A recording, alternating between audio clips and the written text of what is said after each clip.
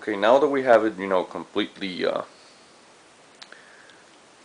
disassembled, we need to take out the hammer, and we need to take out the sear and disconnector, the one that writes in here, and also we'll need to take out, the mag release in order to set free the trigger, at least in mine. Well, yours is going to be exactly the same. To remove the hammer, there's going to be a pin right here. You can see it.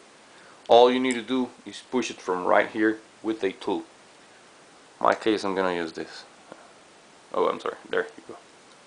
Push it right here. Take it out. Now I can take my hammer out with the strut. Alright.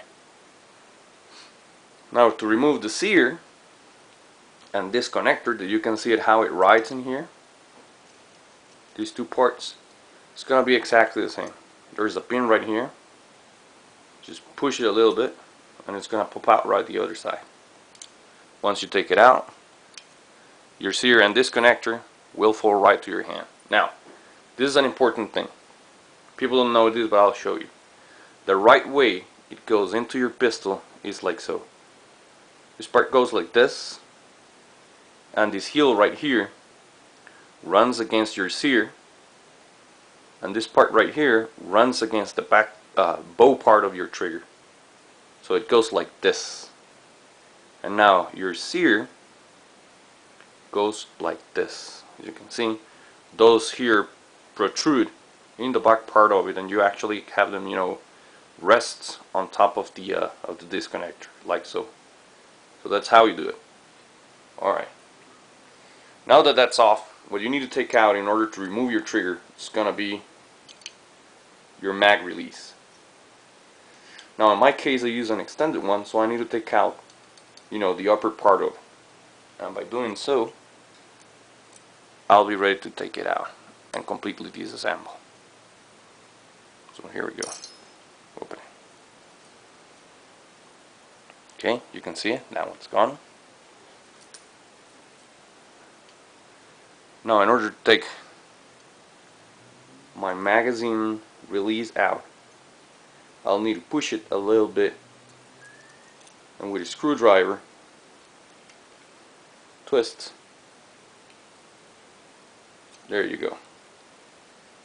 Twist the screw in it, remove it, and now you get your trigger completely free to being removed from the frame. There we go.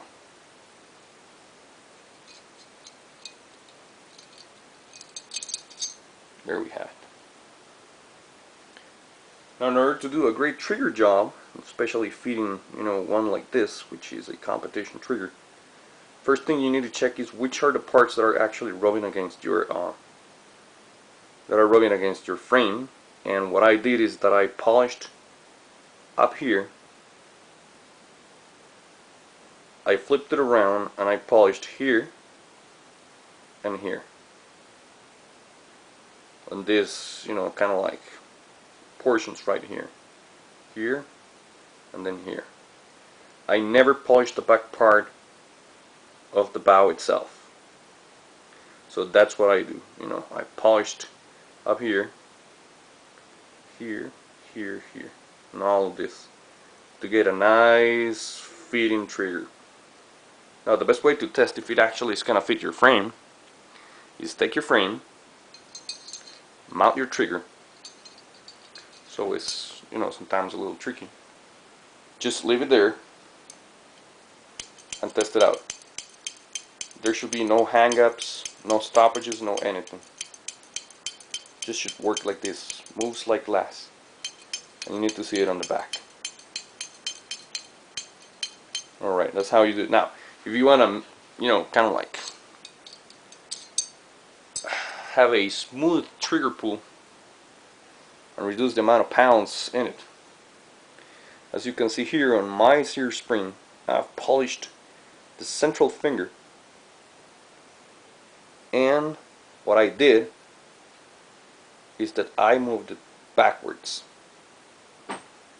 So that'll do it. They'll actually put, the tension very low on the trigger. And this one is your grip safety. The trick here is that the grip safety needs to be far more backwards than your actual trigger finger. This one is your disconnector one, so it shouldn't be a problem here. But I've polished all of them. I mean, I've polished here, you can see it there, and I've polished here, so it worked just fine. But that's how you do it. I mean, to lose tension in your trigger, pull this one back until you're comfortable.